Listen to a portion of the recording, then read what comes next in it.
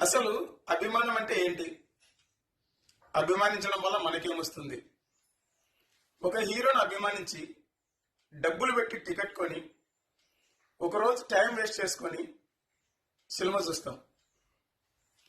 అలాగే ఒకతను ఒక హీరోను అభిమానించి కుటుంబంతో కలిసి సినిమాకు పోయి తన భార్యను కోల్పోవలసి వచ్చింది దురదృష్టవశాత్.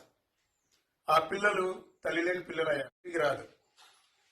ఆ చిన్నపిల్ల వాళ్ళ అమ్మ ఎక్కడ పోయిందని విలేకరులు అడిగితే అమ్మ ఊరికి పోయింది ఇంకా రాదు అని చెప్పిన మాట ఎంతమందిని బాధ కలిగించిందో తెలియదు. కోట్లు సంపాదించుకున్న హీరో మాత్రం జైలుకి పోయి వస్తే ఆయనేదో దేశ సరిహద్దుల్లో పోయి శత్రు సైన్యంతో పోరాడి ఇంటికి వచ్చినలాగా కొంతమంది సినీ ప్రముఖులు, హీరోలు, హీరోయిన్లు, కమెడియన్లు, నిర్మాతలు వీళ్ళంతా ఆయన ఇంటి చుట్టూ క్యూ కట్టారు.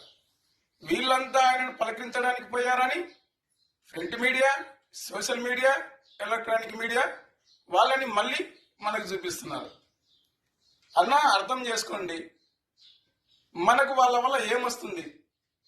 కొన్ని రోజులు ఆగితే ఇప్పుడు డిజిటల్ ప్లాట్ఫామ్స్ చాలా వచ్చాయి. డిజిటల్ ప్లాట్ఫామ్లో ఇంట్లో కూర్చొని చూడొచ్చు, టీవీలో చూడొచ్చు.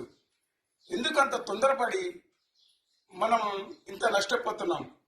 ఇక మీదట ఏ కుటుంబంలో ఇలా జరగకూడదని ఆశిస్తూ అందరికీ జై భీమ్.